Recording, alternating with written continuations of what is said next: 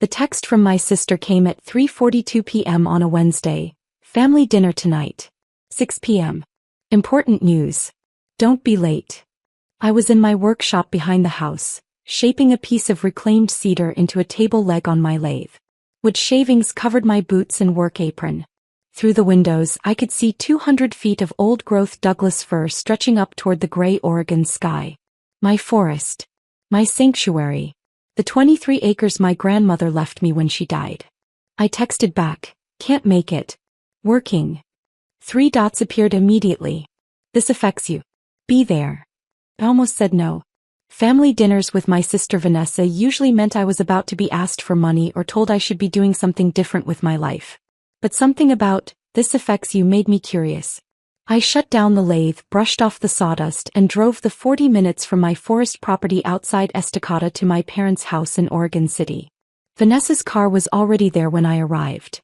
A white Tesla Model Y with vanity plates that said Pirouette. Her husband Marcus stood by the front door on his phone, wearing the kind of casual expensive outfit that screamed, I have a stylist. He nodded at me without interrupting his call. Inside, my parents' dining room table was set with the good china. Champagne chilled in an ice bucket. Vanessa wore a dress that probably cost more than my monthly mortgage payment. Rachel. She hugged me then immediately pulled back. You have sawdust in your hair. I was working. On what? More of those little wood bowls you make. Custom furniture, actually. I'm finishing a dining set for a client in Portland. Oh, that's nice. The way she said it made clear she thought it wasn't nice at all. Well, come sit. We have incredible news. My mother poured champagne while my father carved a roast that seemed excessive for a Wednesday night. Vanessa and Marcus sat across from me, holding hands like they were about to announce a pregnancy. So, Vanessa began, her voice bright with barely contained excitement, you know how I've been working toward opening my own dance studio.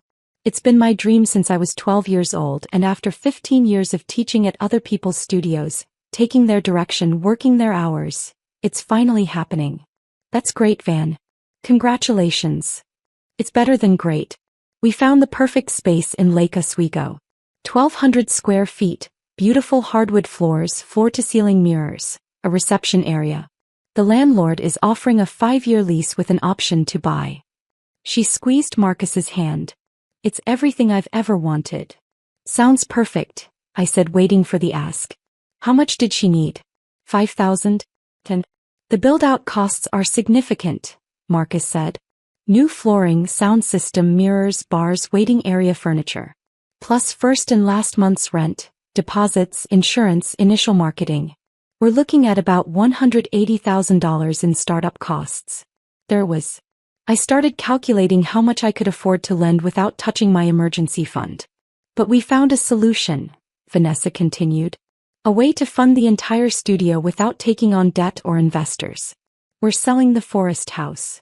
I set down my champagne glass. What forest house? Grandma's property. The one in Estacada. We got it appraised last month. $980,000. The market for rural properties is insane right now. We already have buyers lined up. They're doing the final walkthrough on Friday. The room felt like it was tilting. Vanessa, that's my house. Well, technically it's family property. Grandma left it to all of us. She left it to me. Specifically to me. There's a will. My mother spoke up, her voice careful. Sweetheart, you're misremembering. Grandma's will left her estate to be divided equally among her grandchildren. You, Vanessa, and your cousin Timothy. No. She left the house to me directly. I have the deed. My father cleared his throat. Rachel, when Grandma died, her attorney handled everything. The will was very clear, equal distribution of assets. The forest property was the largest asset, so it was designated as shared property. You've been living there, which is fine, but it doesn't make it exclusively yours. Dad, I've been paying the property taxes, the insurance, the maintenance, for 8 years. Why would I do that if it wasn't mine? Vanessa's expression was sympathetic in a way that made me want to throw something. We assumed you were contributing to the family asset. Which was sweet of you, really. But Rachel, you have to admit, living alone in the woods making furniture isn't exactly a career. This sale benefits everyone. You'll get 1/3 of the proceeds after we take our share for the studio. That's still over $300,000. You could buy a condo, maybe take some business classes. I stood up. Show me the will. Rachel, sit down. You're being dramatic, my mother said. Show me the will that says Grandma left the property to all 3 grandchildren. My father went to his study and returned with a manila folder. He pulled out a document, pages stapled together, legal language, Grandma's name at the top. I read it carefully. Found the property section.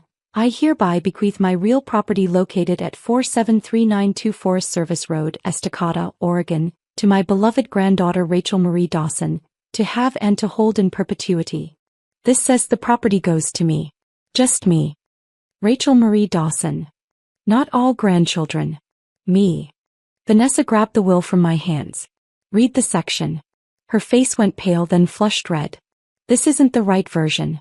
Dad, this isn't the final will. There was a revision. There was no revision, I said quietly. Grandma gave me the house because I spent every summer there with her. Because I helped her maintain it. Because when she was sick, I moved into the cabin to take care of her.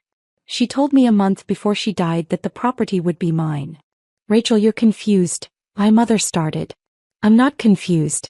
I have the recorded deed in my name. The property tax statements are in my name. The insurance policy is in my name.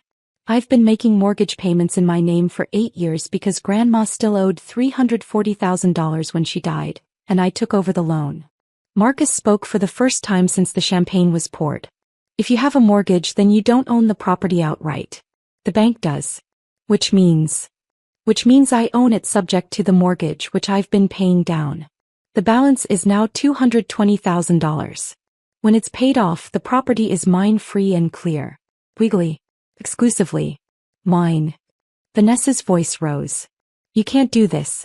I have contracts signed. The buyers are scheduled for a walkthrough. I've already ordered equipment for the studio based on this funding. Then cancel the contracts. Because you can't sell property you don't own. Dad. Vanessa looked at our father with tears in her eyes. Tell her this is family property and she needs to stop being selfish. My father's face was strained. Rachel, the buyers are offering cash. Full price.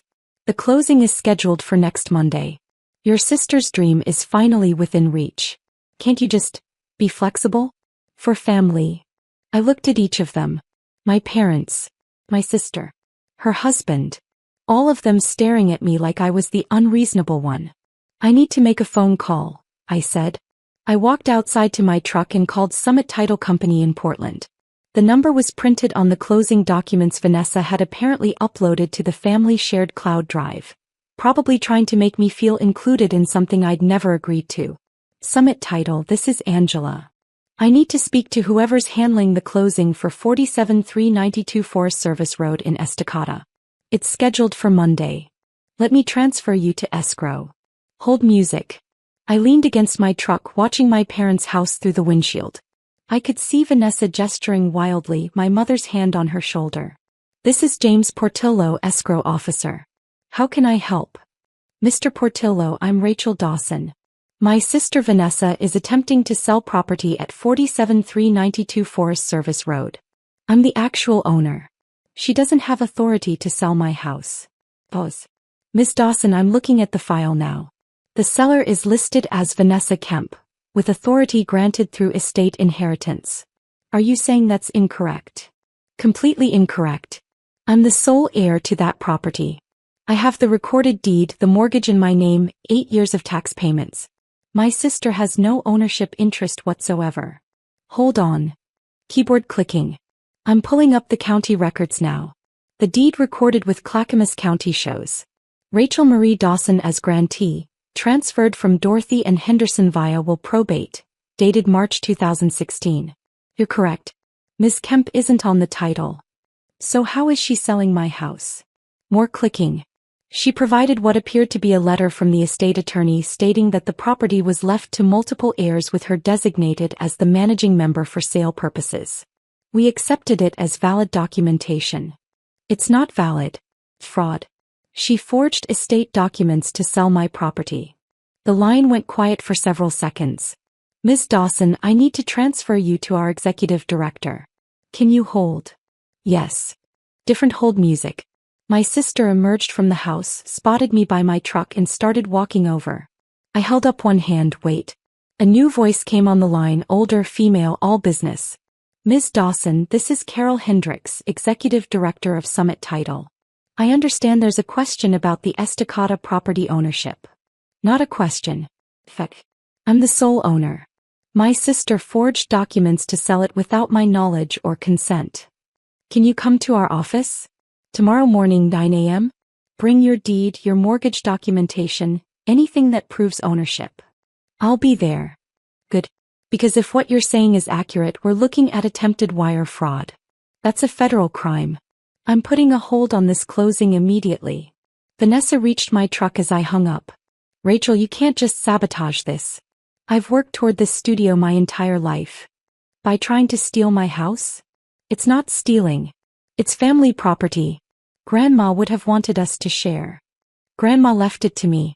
In writing. Recorded with the county. You know this, Van. You've known it for 8 years. You just decided your dream was more important than my home. You don't even use it properly. You live alone making wooden bowls. Custom furniture that I sell for good money. And I don't live alone. I have a business, a workshop, clients, a life I built. Just because it doesn't look like your life doesn't mean it's worthless. Marcus appeared behind Vanessa. Rachel, be reasonable. We have contracts. We've made commitments. The buyers could sue us for backing out. Then you should have verified you actually own the property before making commitments. The title company is putting a hold on the closing. I'm meeting with them tomorrow morning. If you've forged estate documents, that's fraud. Federal fraud. Vanessa's face crumpled. You going to press charges? Against your own sister. You tried to sell my house without telling me. I'm going to press charges. The meeting at Summit Title the next morning took 2 hours. I brought everything. The recorded deed, 8 years of mortgage statements, property tax receipts, insurance documents, maintenance records. Carol Hendricks reviewed each page with a lawyer present. The ownership is clear, she said finally. Rachel Dawson is the sole owner of 47392 Forest Service Road. Ms. Kemp provided fraudulent documentation claiming estate authority she doesn't possess. What happens now? I asked. We've canceled the closing. The buyers are being notified. They'll get their earnest money back with interest for the trouble. As for your sister. Carol exchanged a glance with the lawyer. Wire fraud carries serious penalties. She attempted to execute a real estate transaction involving interstate commerce based on forged documents. The FBI will be interested. I just want to make sure she can't try this again. She won't. We're flagging the property in our system. Any future sale attempts will trigger immediate verification with you directly. But Ms. Dawson, you should also consider filing a police report. This isn't just a civil matter. This is criminal fraud. I filed the report that afternoon. The detective assigned to the case was a woman in her 50s who'd clearly seen every flavor of family betrayal. Your sister was attempting to steal $1 million property, she said, reading through my documentation. That's not a small-time fraud. That's serious financial crime. She wanted it for a dance studio. She's wanted one since she was 12. And you've wanted to keep your home since your grandmother left it to you. Your wants aren't less important than hers. She closed the folder. We'll investigate. If she forged estate documents, she'll face charges. Fraud, forgery, possibly conspiracy if her husband was involved. You okay with that? I thought about Vanessa at 12, spinning in our parents' living room, talking about the studio she'd have someday. About the sister who'd braided my hair and taught me to cartwheel. About the person she'd become. Someone who saw my home as a resource to be liquidated for her dreams. Yeah, I said. I'm okay with that. The investigation moved fast. Vanessa had indeed forged estate documents, created a fake letter from Grandma's probate attorney claiming shared property rights. She'd also forged my signature on a quitclaim deed that she'd planned to record after the sale closed. The charges came down 3 weeks later. Wire fraud, forgery, attempted grand theft.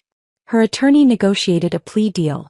2 years probation, $50,000 fine, restitution for the title company's costs, and a permanent restraining order preventing her from any contact with me or claims against my property.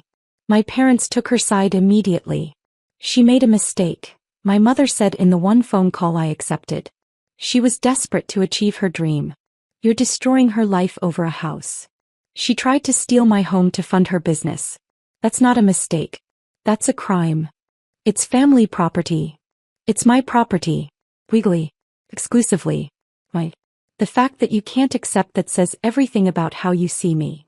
I haven't spoken to them since. 2 years later, I'm still in my forest house. Still making furniture that clients pay well for. Still walking my 23 acres in the morning with coffee, watching elk pass through the trees. I heard through a mutual friend that Vanessa opened a smaller studio in Beaverton using a business loan. She's teaching again, building slowly, learning what it means to fund your dreams without stealing from others. I hope she succeeds. I genuinely do. But I don't regret pressing charges. I don't regret protecting my home. I don't regret standing up to family who saw my life as less important than theirs. Because here's what I learned. When someone tries to steal your home, your literal home, the place you sleep and work and breathe, it doesn't matter that they're family. It doesn't matter that they have dreams. Your right to what's yours doesn't disappear just because someone else wants it more. The forest house is mine. The will said so. The deed says so. 8 years of mortgage payments say so. And no amount of family guilt or sister tears or parental disappointment changes that. Sometimes protecting what you've built means being willing to lose people who only valued you for what they could take. I lost a sister and gained absolute certainty that my boundaries matter. I'd make that trade again.